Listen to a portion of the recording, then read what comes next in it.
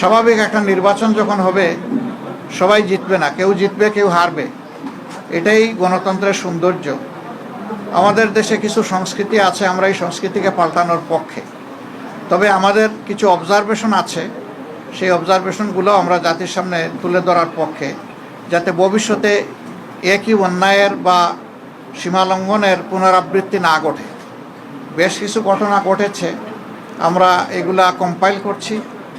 আমরা আমাদের পরিসরে আবার বসবো। আজকে তো এই পরিসরে আমাদের বিস্তারিত আলোচনার সুযোগ ছিল না, কারণ এখন পর্যন্ত বেশ কিছু আসনে আমাদের জানা মতো আমরা এগিয়ে আছি এবং গণনাও কমপ্লিট, কিন্তু স্থানীয়ভাবে যারা রিটার্নিং অফিসার আছেন তারা ঘোষণা দিচ্ছেন না, ঝুলিয়ে রেখেছেন। তা আমরা বুঝতে পারছি না এটা কেন। মাঝখানে আবার ওয়েবসাইটে হঠাৎ করে দেখা গেল যে কে কতটা আসন পেয়েছে সেইটা দেওয়া হলো, মাঝখান থেকে উদাও হয়ে গেল, আবার নাই। আমাদের লোকদেরকে বসিয়ে রাখা হলো দীর্ঘ সময়। এই একটু আগে ওনারা একদম প্রথম পর্যায়ে 10টা 12টা কেন্দ্রের যে ফলাফল সেগুলা ঘোষণা করা শুরু করেছে, সেটা আবার বেসরকারি। তা আমরা সব মিলেই এখন আপনাদের সামনে পূর্ণাঙ্গ কোনো বক্তব্য দিতে পারছি না বলে আমরা দুঃখিত।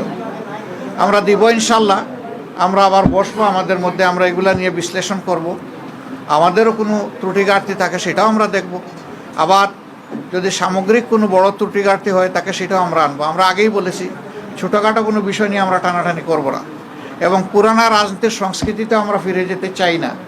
আমরা ইতিবাচক ধারার রাজনীতি করতে চাই।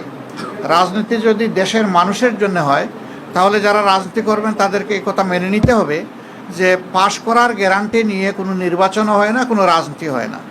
আপনি যাবেন মানুষের কাছে আপনার বক্তব্য নিয়ে, মানুষ যেভাবে গ্রহণ করবে, যতটুকু গ্রহণ করবে, তাকে আপনার অভিনন্দন জানানো উচিত।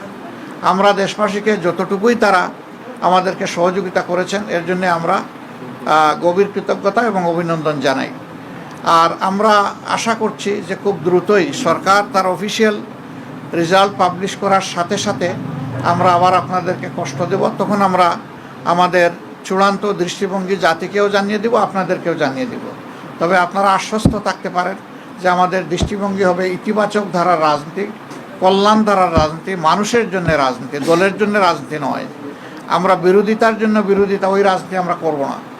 আমরা কোরআনের একটা মূলনীতি আছে, তাওয়ানু আলাল বিররি ওয়াত তাকওয়া ওয়ালা তাওয়ানু আলাল ইসমি ওয়াল উদওয়ান, যে তোমরা ভালো কাজে সহযোগিতা করো, আর কাজটা যদি মন্দ হয়, অকল্যাণকর হয়, তাহলে তোমরা তার বিরোধিতা করো অথবা তোমরা সহযোগিতা থেকে বিরত থাকো। আমাদের মূলনীতি মূলত ওটাই হবে, ভালো কাজে সহযোগিতা থাকবে, মন্দ কাজ যেটা সেটা স্বাভাবিকভাবেই জনগণের অধিকার রক্ষার জন্য আমাদেরকে কথা বলতে হবে। আর আমরা আশা করছি যে বিস্তারিত খুঁটিনাটি বিষয়গুলো আমরা কালকের মধ্যে বা পরশু দিনের মধ্যে হয়তো বা পেয়ে যাব।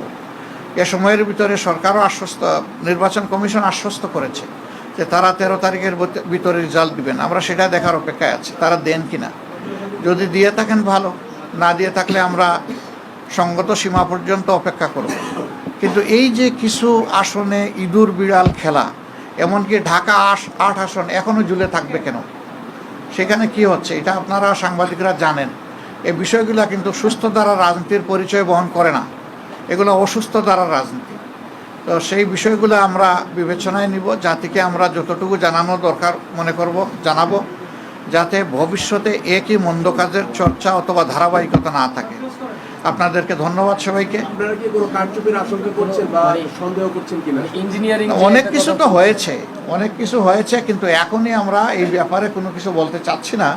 আমরা বলেছি যে সব কিছু ফাইনাল যখন আমাদের হাতে এসে যাবে, আমরা বসে সব দিকের তথ্য নিয়ে, সব দল যারা আমরা 11 দল আছি তাদের নেতৃবৃন্দ আমরা বসবো, বসে সব তথ্য কম্পাইল করে আপনাদের সামনে আমরা। আপনি ইতিবাচকভাবে নেওয়ার কথা বলেছেন, যদি নির্বাচন কমিশন যে ফল ঘোষণা করবে আপনারা সেটা মেনে নেবেন কি?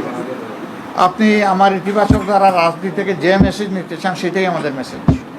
ভাই, আপনি বলছিলেন যে অনেক জায়গায় যে গণনা করা হচ্ছে হুট করে আপডেট আসা বন্ধ হয়ে গেছে। এইটা আসলে আপনি কি কাউকে আমরা তো এটা অবশ্যই কেউ না কেউ এটার জন্য দায়ী হবে। এই জন্য আমাদের এইগুলো আরও জানতে হবে, চেক করতে হবে। তখনই আপনাদের সামনে কনফার্ম না হয়ে একটা কথা আমি বাতাসে ছেড়ে দিলাম, পরে দায়িত্ব আমার উপরে আসবে, আমরা ওটা চাচ্ছি না।